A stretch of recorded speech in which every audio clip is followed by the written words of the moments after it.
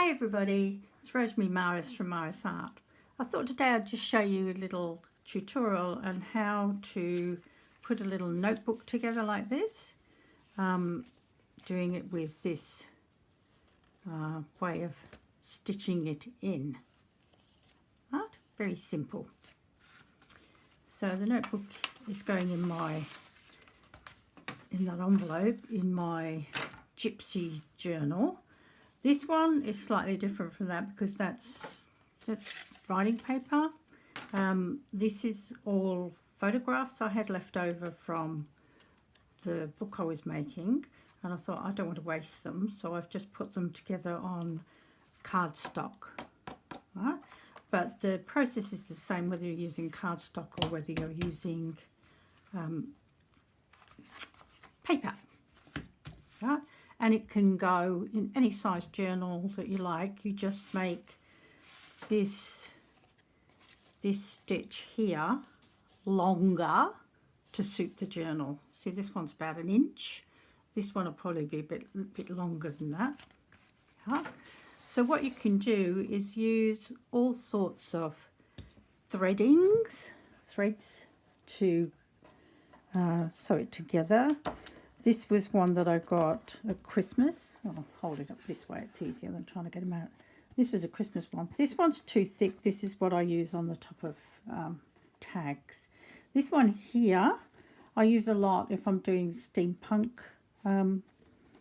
books. It's quite a thick sort of string.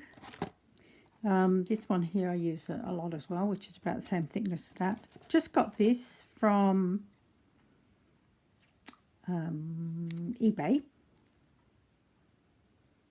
and it's waxed thread. This one I use, it's a very thin ribbon, so you can use that. I use that on thicker books. This one is another string, a red string. This one's actually crochet cotton, so you can use that as well. And this is too rough for me, but I use it on tags. Right? So the one I'm going to use in this book, because it's quite a fine book, is this new waxed thread.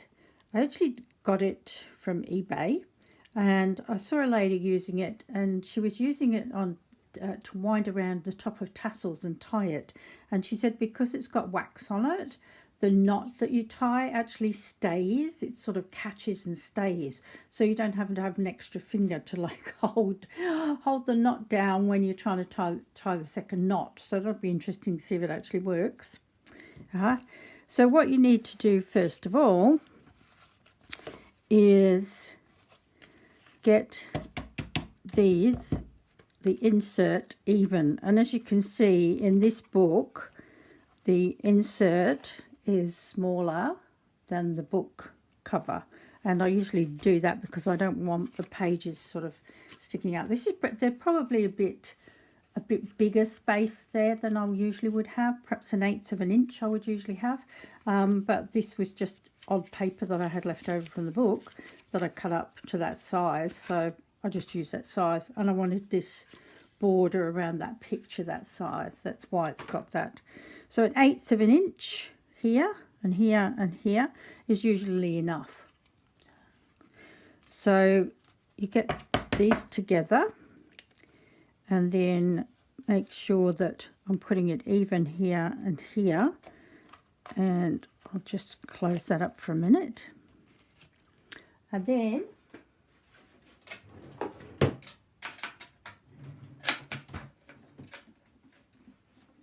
you get, in this case I use a phone book, but you could use any thick book that you have around, and what you're after is this groove in the middle of it here.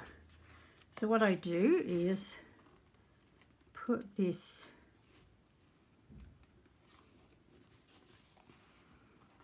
first of all, I'm going to measure it to see where I want to put the holes. Make sure it's all lined up.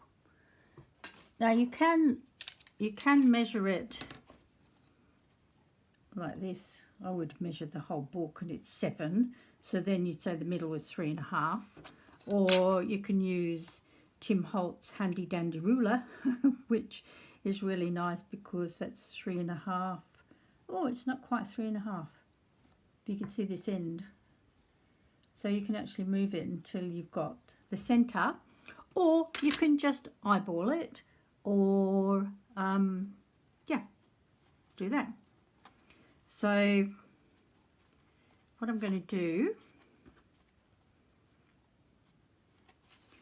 put this in here, and then what I do is I get clips, because you want this to stay in place nicely. This is why I've got that groove there. You can push it into the groove and then hold it each side with these clips. Hold it here with that clip and hold it here with that clip. Yeah. And now what I can do is go, okay, I'll find the middle. And what I'll do, because you're watching, I'll use a white marker to mark where I'm going to put the holes. So that's 3.5 there and 3.5 there. So that's the center. Don't make it too big because I don't want, oh, got little ants in here. I'll just make it big enough so you can see it. And then what I think I'll do, if I go 2 inches this side, I think it's a bit too big. So I might go 1 3/4 there. And 1 3/4 there.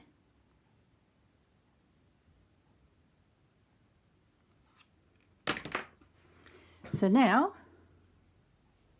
where is it? I've got three little dots. You can't really see this one, but there's one there. Oh, might put the light on, that would help. Okay. So I've got 1, 2, and there's one there, which I'll make just a little bit bigger so you can see it. There. So the next thing is you need to make holes here, and of course this is why I've got this in here.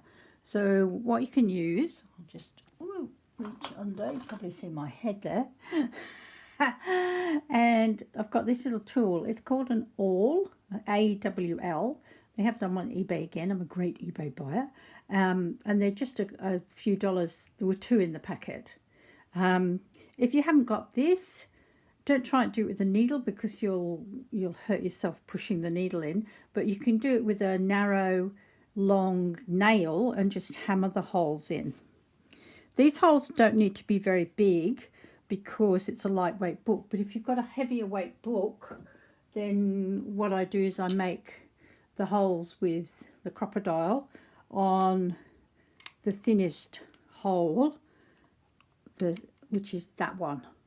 So where I've marked it, I'll go and make a hole there, but I don't need to do that with this book because it's a thin book.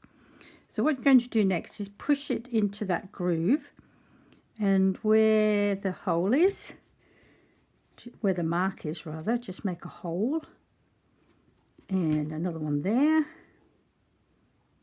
and another one there, and that's gone right through. You can see it comes out because you've got it in that dip. It comes out exactly on the fold. So I'll show you the other one in the middle.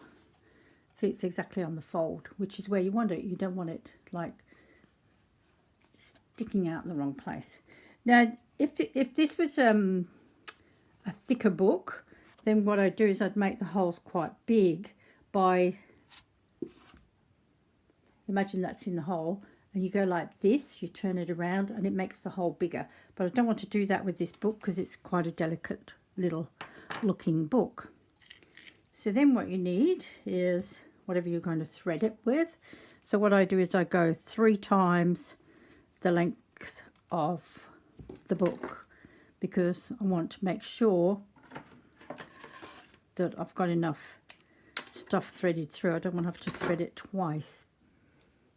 And then you need a needle with, oh, it's really annoying. I'm doing this with an iPad balanced on a plank on two coffee tables, and I keep forgetting that the camera is in this corner over here, and I keep putting it like it's in the middle, but it's not. It's there. So you need a needle with a big eye like that.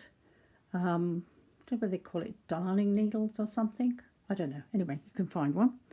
And then, of course, thread it. And because it's big eye, I should be able to thread it quite nicely. Now, this is the sequence that you do it in. So you go into the centre hole and through and out the back. Then leave about that much.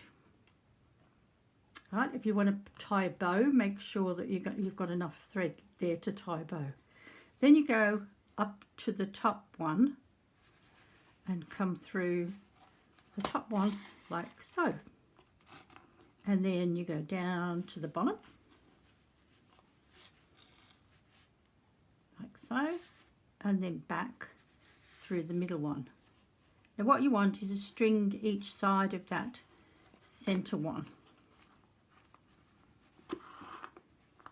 So I'll just go over that again for you. You start in the center and in the center of the book, not on the outside, in the center. If you do want the tie here, if you want a fancy ribbon tie, then start by going in this way. But this one's going to have it inside. So you go down through the center, up to the top, down to the bottom, up to the middle. And then pull them so they become taut. Let's see how I'm holding it. I go to the back and I make sure by flicking it that it's really tight. And it is. So then we're going to do what I learned at Brownies about 70 years ago, which is a reef knot. So the way I learned it was you take the right one, you go over the left one and under, so you tie a knot like that, and then you go right over left and under, and that is a reef knot, and it will not slip around or come undone. So first of all, it's right over left and under, left over right and under. Now what some people do is they put little things on the end of the strings, right? So you can get your punches. I've got several punches here. There's a little butterfly one, there's a circle one, there's a heart. And what you do is you cut out two for each string, and then you glue them on back to back. But because this is not the sort of book that I would want these in, I'm not going to do that, but I thought I'd tell you. The first lady that did it, I think she called it Hearts on a String. So now because that's sewn, you can actually take these off. And I'm just going to tie a little bow.